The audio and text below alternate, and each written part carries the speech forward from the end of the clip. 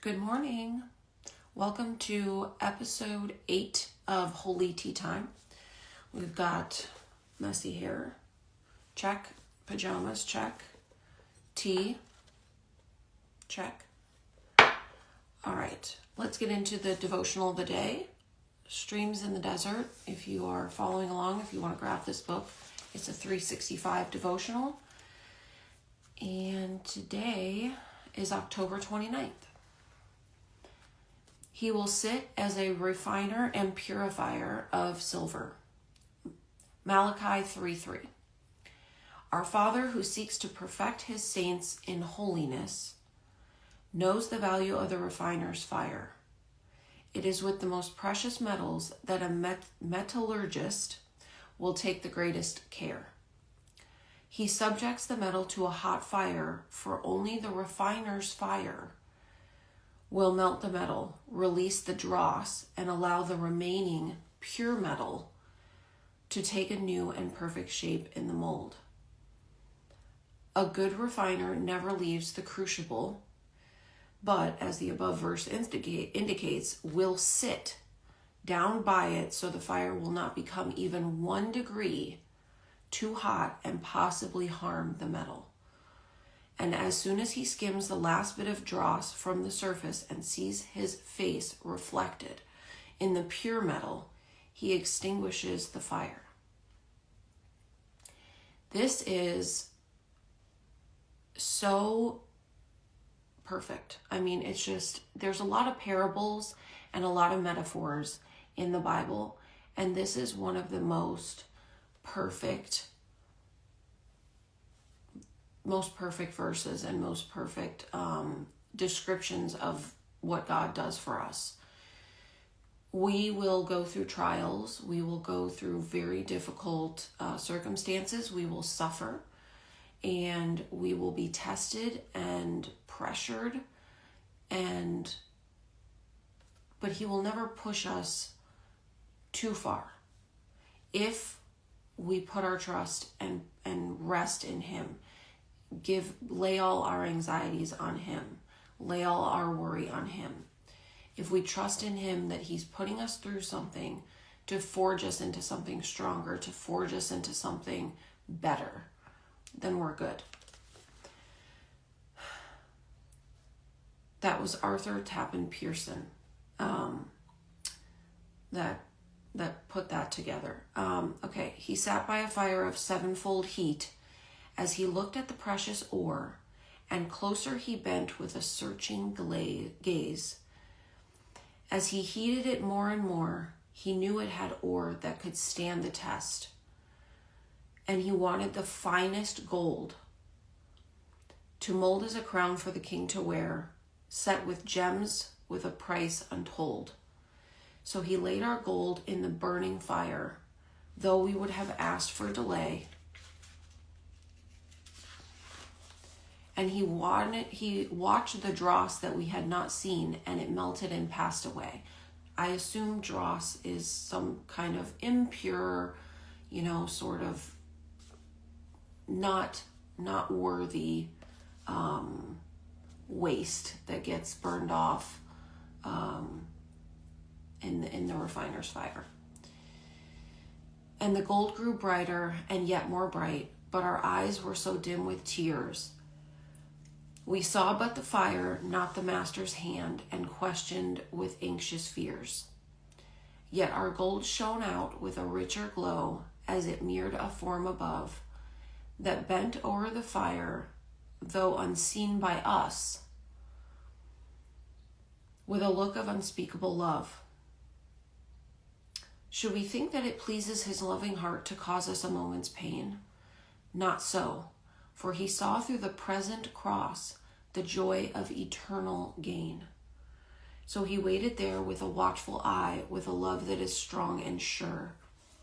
And his gold did not suffer a bit more heat than what was needed to make it pure. Love it. This devotional is so good. Like I've said before in another episode, I know there's more modern day devotionals that I could have chosen to read. This one was written in 1925, literally 100 years ago. Exactly. Kind of cool. But the reason I chose this one is because I just think it's so good. And yeah, I like the older ones. I think they capture more. Our modern world has like diluted and blurred too many things and modernized things too much, which I've also said before in terms of the Bible.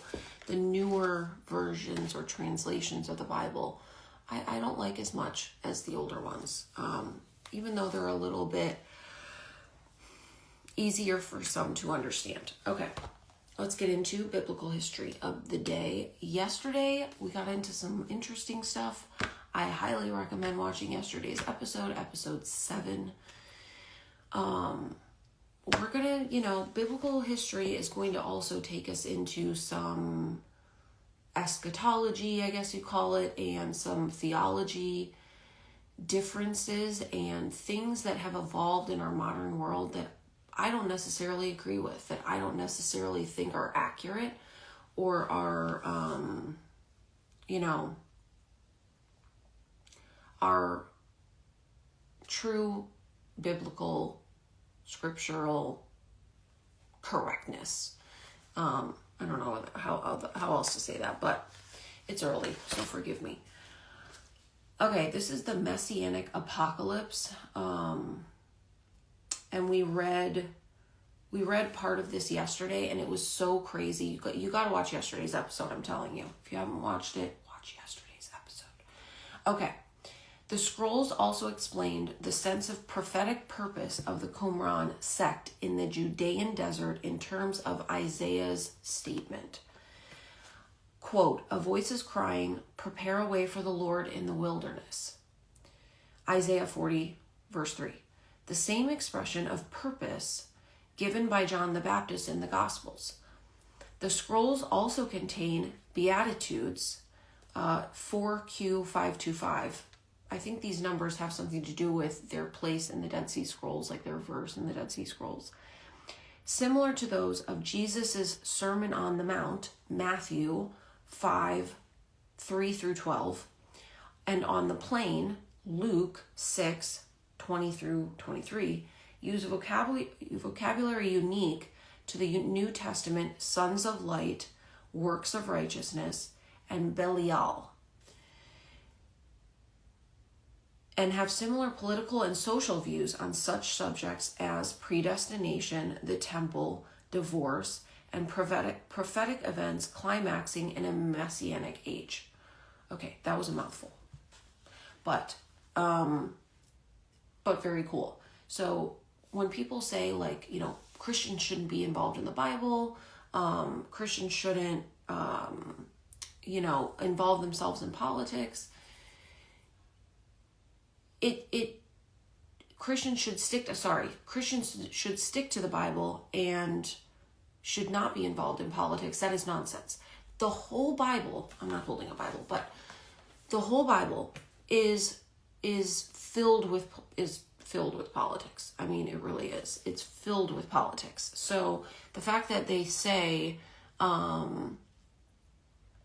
that Christians shouldn't involve themselves in politics, they should stick to the Bible, that is nonsense. Even Jesus was political in the Bible. So just saying. Okay, so have similar political and social views on such subjects as predestination, the temple, divorce, and prophetic events climaxing in a messianic age.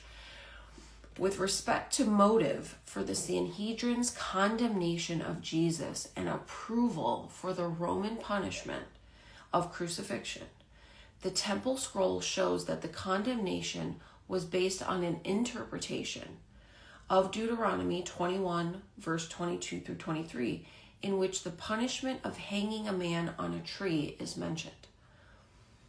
The temple scroll states that this was the prescribed punishment for sedition, betraying the Jewish nation, and this agrees with the statement of the high priest Caiaphas in John 11:49 that Jesus was guilty of this crime. So let me just pause there for a second, because this is heavy.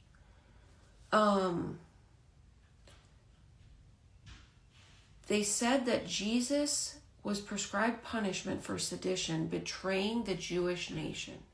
So try to just wrap your head around that. The Messiah, who they say was Jewish, in actual translation, he was considered Judean. The word Jewish came later. We talked about this in yesterday's episode. Please go back and watch it.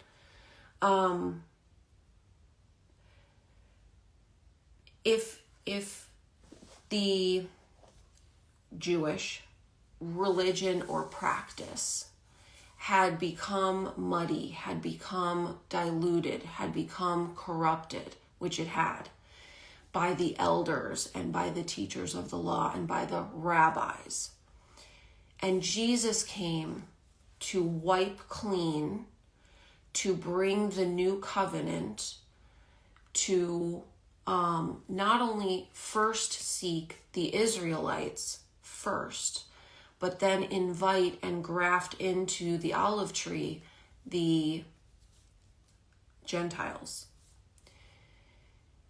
And then the people rejected him, and particularly the Pharisees, the teachers of the law, the Sanhedrin, the rabbis that had started practicing rabbinic or Talmudic Judaism, found him guilty of sedition, betraying the Jewish nation. Even though everything that Jesus came to say and all of his teachings were in alignment with Old Testament prophecy and God's promise and also God's condemnation of what would happen if they kept rejecting God and they kept twisting his word and they kept twisting his commandments, what would happen? If you've never read, you can read it in Luke. I just got done reading it. Read the parable of the tenants. Tenants like renters. Parable of the tenants. It is the perfect description of what happened, what God did, and why he did it, and in the end, why he sent his son. Okay. The discovery of the Dead Sea Scrolls was heard around the world because the scrolls prove the accuracy of the Bible we have today, shed light on the culture in which Jesus lived, and provide fresh and new insight into the context of early Christianity. So it shows this chart, and I showed this yesterday in a screenshot, and I'm going to go through it. So the period, which was the Israelite period, 7th and 8th centuries BC, so before Christ. The main development of building projects was the enclosure wall and the round cistern. So this was the Qumran, was where they found the Dead Sea Scrolls. So this is the structure or the compound where they found the Dead Sea Scrolls in 1947.